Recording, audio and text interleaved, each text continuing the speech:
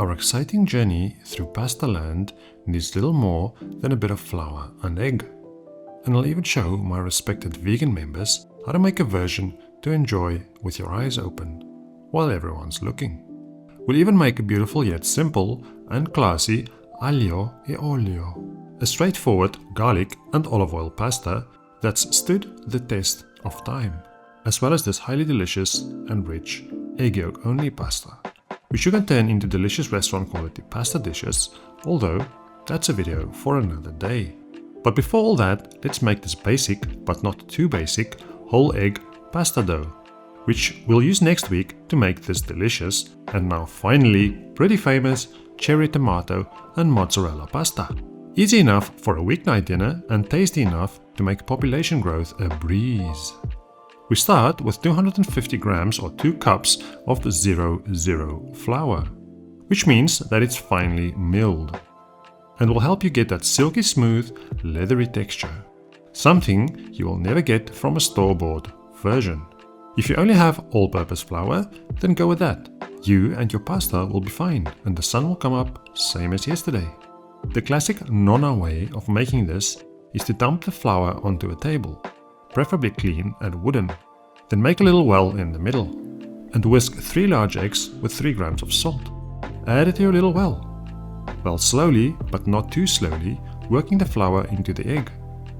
Alternatively, you can give it a little blend in a blender to make Pinocchio cry, and also to make your life easier. But if you insist, let's bring this stuff together on the table, trying our best not to cause too much of a mess. A bench scraper is your best friend. It'll help you contain, mix and bring the whole thing together. Work it into a bowl and add a little bit more flour if you need. Depending on the type of flour used and the humidity, the flour weight can vary slightly. So make sure it's neither sticky nor dry. The whole egg pasta dough has the softest texture of the 3 and can be rolled out with a rolling pin or wooden dowel, much like you see those old wrinkly Italian grannies on TikTok do. Optionally and highly necessary, wrap it up and let it fully hydrate for about an hour at room temperature, or use as is. Alternatively, freeze it for later if you've already lost interest and decided on DoorDash instead. If not, let's quickly but closely look at the vegan pasta dough, which to the surprise of our regulars is made with water instead of chicken stock. Although, your life, your choice, and you can be the vegan you choose to be. The 250 grams of flour and 3 grams of salt stay the same. And because I'm tired of making a mess on my bench and having sticky fingers, I give it a little blend with 120 grams or half a cup of water. Just pulse it a few times with a gentle shake here and there, until plus minus together. Don't overdo it though. Once crumbly and semi-together, like your mood on a Wednesday afternoon, work it into a smooth dough with the help of your massive biceps or simply a bench scraper and mediocre effort. This dough has a medium softness and will take some effort and patience with a wooden dowel or rolling pin. Best to use a pasta machine if you have one. Once you form the ball, wrap it up to hydrate fully at room temperature for an hour or so. Likewise, it can be frozen for later use.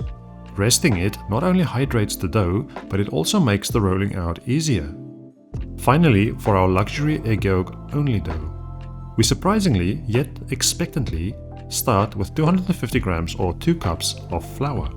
By now, you know I prefer the blender method to start, then move on to the hand later. 3 grams of salt, and we need a ton, or rather a dozen, alternatively known as 12, large egg yolks. If the eggs, not your eggs, are somewhat small, use 2 extra yolks. This dough is quite tough compared to the other 2 by design, and a few extra yolks won't hurt. For home use, I would even add a tablespoon of water, just to make it a touch easier to work with. The easy, shellless way to get the yolks out is to crack all the eggs into a bowl. Then scoop them out one by one. Save the whites for a healthy but tasteless omelette, or send it to New Zealand, where they love making pavlova with it. Although the Aussies might say they love it even more. Either way, give it a pulse or 2 until roughly together. Dump it onto the table and work it into a smooth dough. This one will take quite a bit of effort, so be ready for it. You want to rest this dough covered with a damp cloth or in a plastic bag for about 3 hours at room temperature. You can freeze it for later use, the same as for the other ones. This dough needs a longer rest because of the low amount of actual water in it. The effort is worth it though if you want the best pasta you've ever tried. Now to roll these doughs out, it is advisable you get a little pasta machine. Or even better, a pasta attachment for your KitchenAid mixer. The principle is the same for rolling out all of these. Cut a manageable piece, then roll it out slightly by hand first so it can go through the first setting of your pasta machine. Keep the unused piece covered so it doesn't dry out. Avoiding problems is easier than dealing with them. Start on the highest number on your pasta roller.